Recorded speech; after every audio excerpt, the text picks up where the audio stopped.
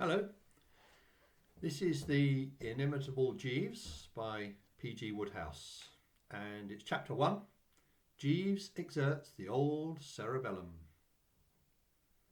Morning, Jeeves, I said. Good morning, sir, said Jeeves.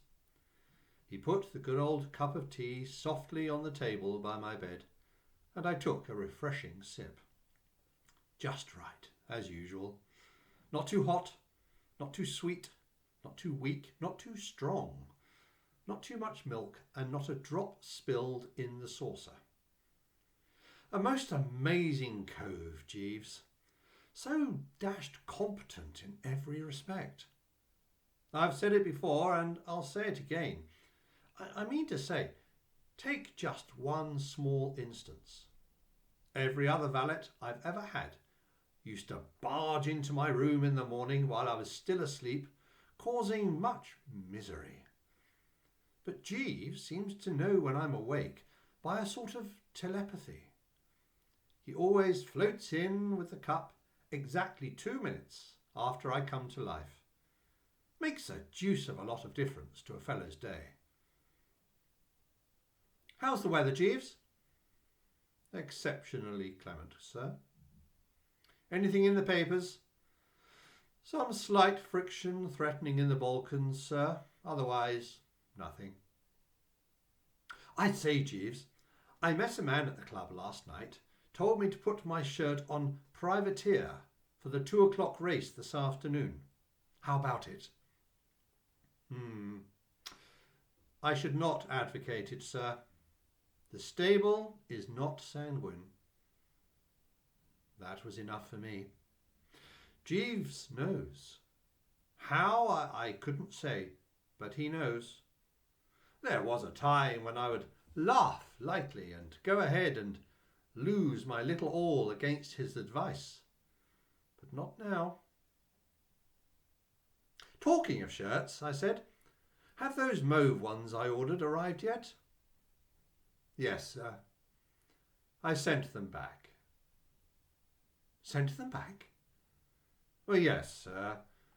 They would not have become you. Well, I must say, I thought fairly highly of those shirtings, but bowed to superior knowledge. Weak? I don't know. Most fellows, no doubt, are all for having their valets confine their activities to creasing trousers and what not, without trying to run the home. But it's different with Jeeves. Right from the first day he came to me, I have looked on him as a sort of guide, philosopher, and friend. Mr. Little rang up on the telephone a few moments ago, sir. I informed him that you were not yet awake. Did he leave a message? No, sir. He mentioned that he had a matter of importance to discuss with you, but confided no details. Oh, well, I expect I shall be seeing him at the club. No doubt, sir.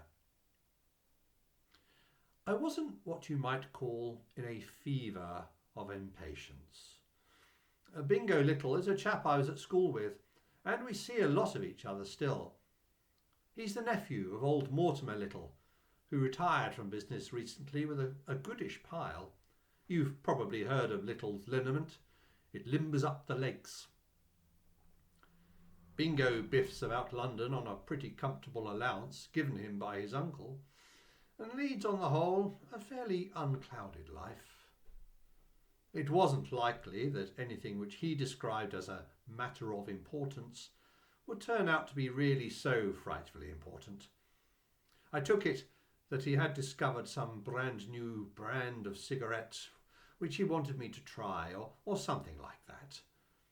And I didn't spoil my breakfast by worrying.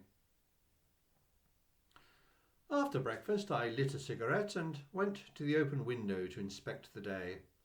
It certainly was one of the best and brightest. Jeeves, I said. Sir? Said Jeeves.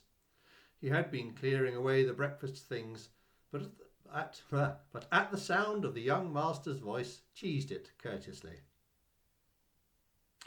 You are absolutely right about the weather. It is a juicy morning. Decidedly, sir. Spring and all that? Yes, sir. In the spring, Jeeves, a livelier iris gleams upon the burnished dove. So I have been informed, sir. Right-ho, then bring me my wangee, my yellowest shoes, and the old green Homburg. I'm going into the park to do pastoral dances. I don't know if you know that sort of feeling you get on these days, round about the end of April and the beginning of May, when the skies are light blue with cotton wool clouds and there's a bit of a breeze blowing from the west.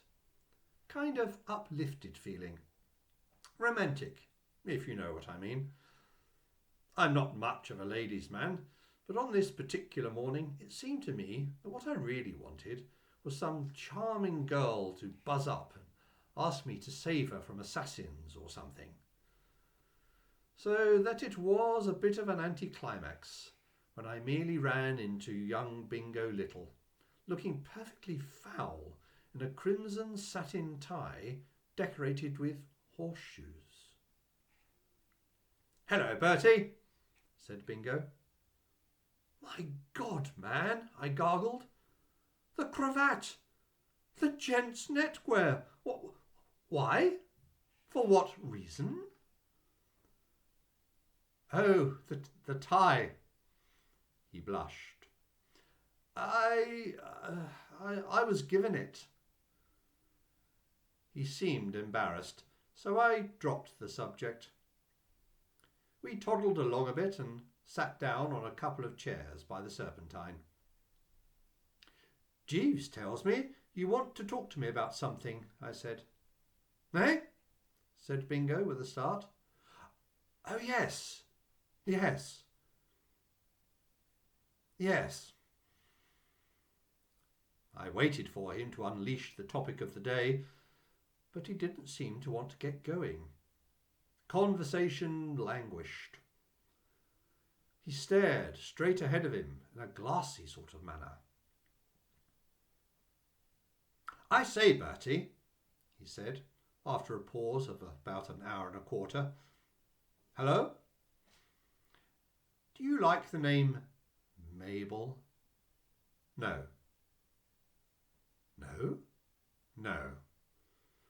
You don't think there's a kind of music in the word, like the wind rustling gently through the treetops?" "No." He seemed disappointed for a moment, then cheered up. "Of course you wouldn't. You always were a fat-headed worm without any soul, weren't you?" "Just as you say." "Who is she?" "Tell me all." For I realise now that poor old Bingo was going through it once again. Ever since I have known him, and we were at school together, he has been perpetually falling in love with someone, generally in the spring, which seems to act on him like magic. At school, he had the finest collection of actresses' photographs of anyone of his time, and at Oxford, his romantic nature was a byword. "You'd better come along and meet her at lunch," he said, looking at his watch. "A ripe suggestion," I said. "Where are you meeting her? At the Ritz?" Near the Ritz." He was geographically accurate. About 50 yards east of the Ritz, there is one of those blighted tea and bun shops you see dotted all about, all over London. And into this, if you'll believe me, young Bingo dived like a homing rabbit. And before I had time to say a word, we were wedged in at a table on the brink of a silent pool of coffee left there by an early luncher.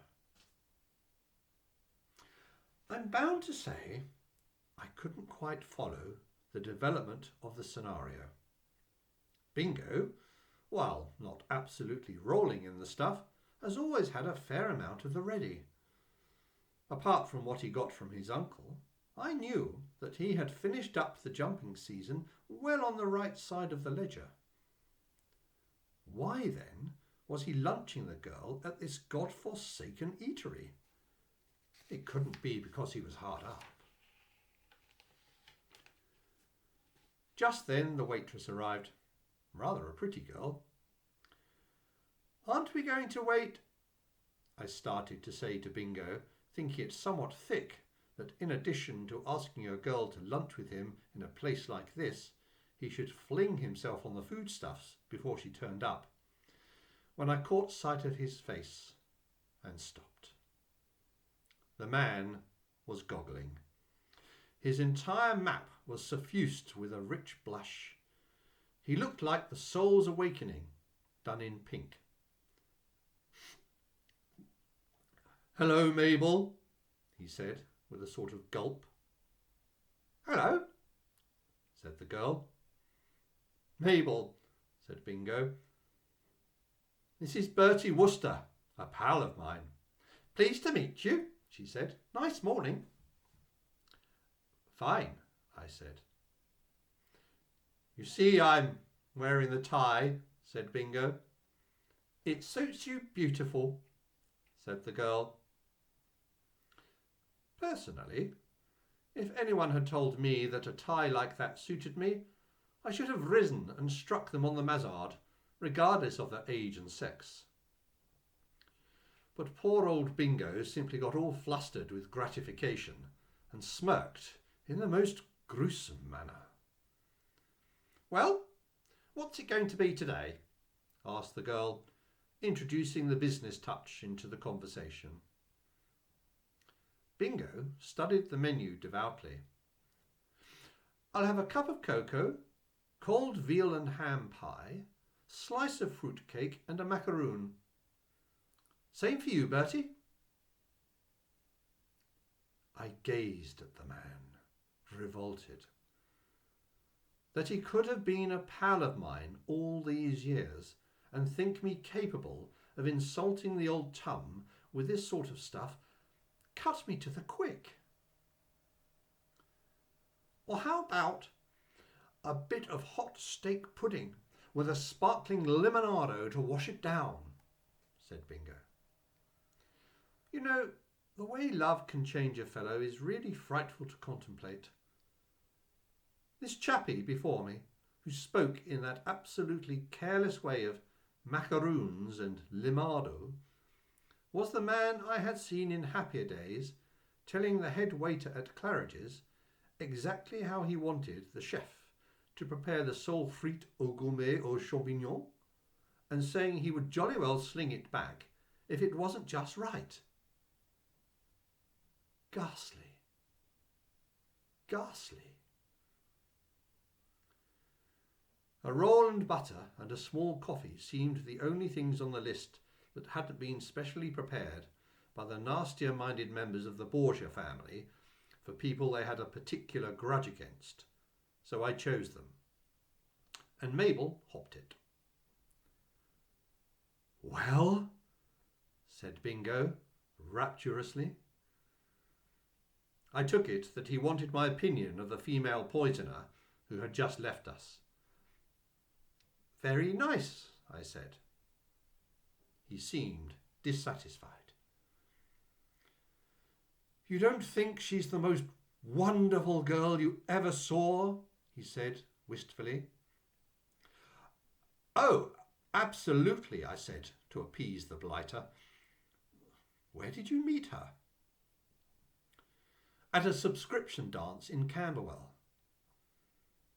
"What on earth were you doing at a subscription dance in Camberwell?" "Your man Jeeves asked me if I would buy a couple of tickets. It was in aid of some charity or other." "Jeeves? I didn't know he went in for that sort of thing." "Well, I suppose he has to relax a bit every now and then. Anyway, he was there, swinging a dashed efficient shoe.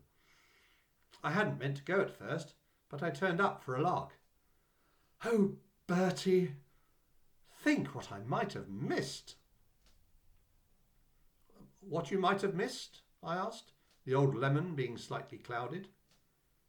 "Mabel, you chump. If I hadn't gone, I shouldn't have met Mabel. Aha. At this point, Bingo fell into a species of trance and only came out of it to wrap himself around the pie and macaroon. "Bertie," he said, "I want your advice." "Carry on." "Well, at least not your advice, because that wouldn't be much good to anybody. I mean, you're a pretty consummate old ass, aren't you? Not that I want to hurt your feelings, of course." "Oh, no, I see that. What I wish you would do is put the whole thing to that fellow Jeeves of yours and see what he suggests. You've often told me that he has helped out other pals of yours out of messes. From what you tell me, he's by way of being the brains of the family. He's never let me down yet." "Then put my case to him." "What case?" "My problem." "What problem?" "Why, you poor fish, my uncle, of course. What do you think my uncle's going to say to all this? If I sprang it on him cold, he'd tie himself in knots on the hearthrug. One of those emotional Johnnies, eh? Somehow or other, his mind has got to be prepared to receive the news. But how? Now that's a lot of help, that You see, I'm pretty well dependent on the old boy. If he cut off my allowance, well, I should be pretty much in the soup. So you put the whole binge to Jeeves and see if he can't scare up a happy ending somehow. Tell him my future is in his hands, and that if the wedding bells ring out, he can rely on me even unto half my kingdom. Well, call it 10 quid. Jeeves would exert himself with 10 quid on the horizon, what?" "Oh, undoubtedly," I said. I wasn't in the least surprised at Bingo wanting to lug Jeeves into his private affairs like this. It was the first thing I would have thought of doing myself if I'd been in any hole of any description. As I have frequently had occasion to observe, he is a bird of the ripest intellect, full of bright ideas. If anybody could fix things for poor old Bingo, he could. I stated the case to him that night, after dinner. "Jeeves?" "Sir?" "Are you busy just now?" "No, sir." "I mean, not doing anything in particular?" "No, sir. It is my practice at this hour to read some improving book, but if you desire my services, this can easily be postponed, or indeed abandoned altogether." "Well, I want your advice. It's about Mr. Little." "Young Mr. Little, sir?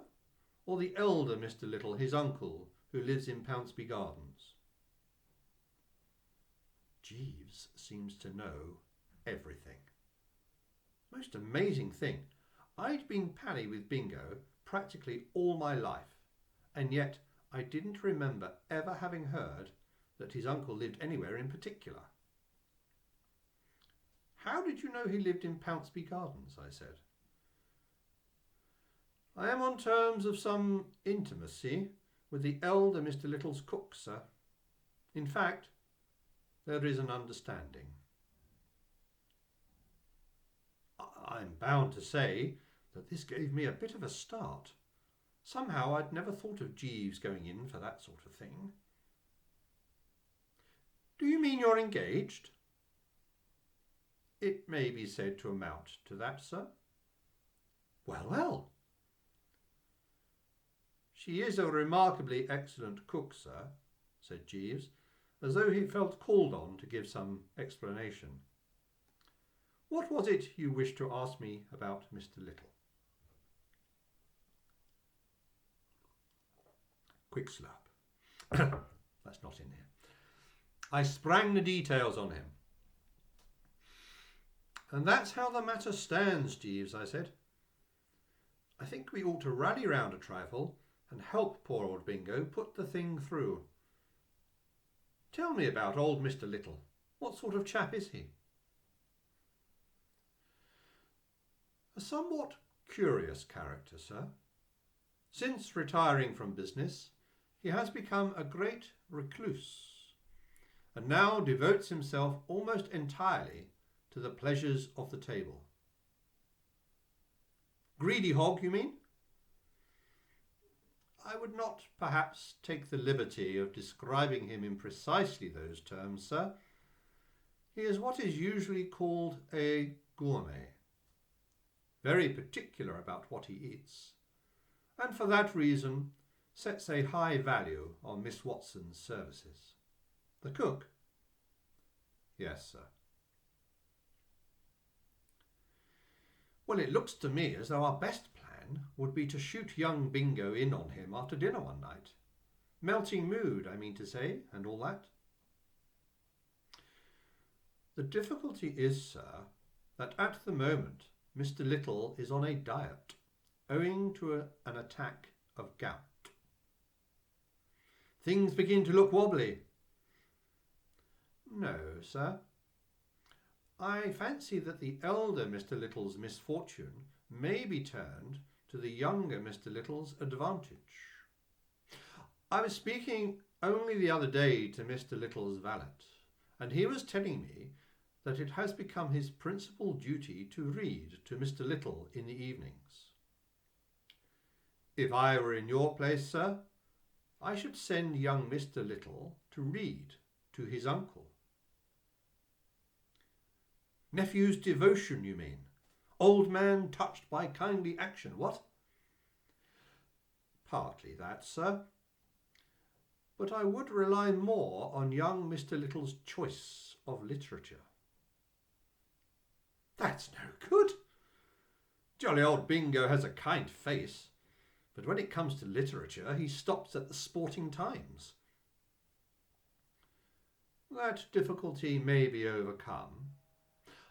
I would be happy to select books for Mr. Little to read. Perhaps I might explain my idea further. I can't say I quite grasp it yet.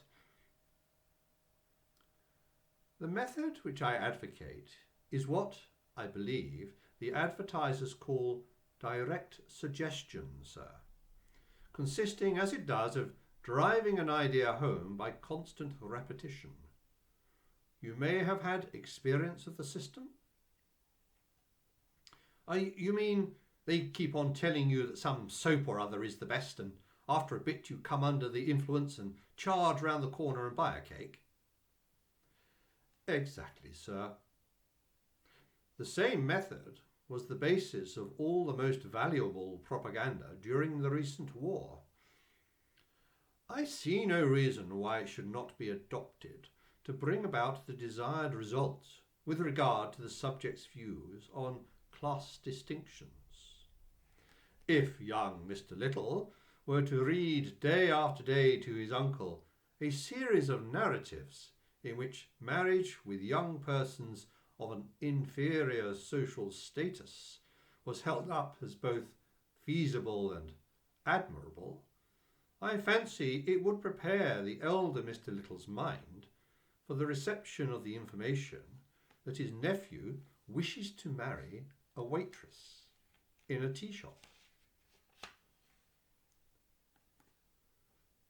Are there any books of that sort nowadays? The only ones I ever see mentioned in the papers are about married couples who find life grey and can't stick each other at any price.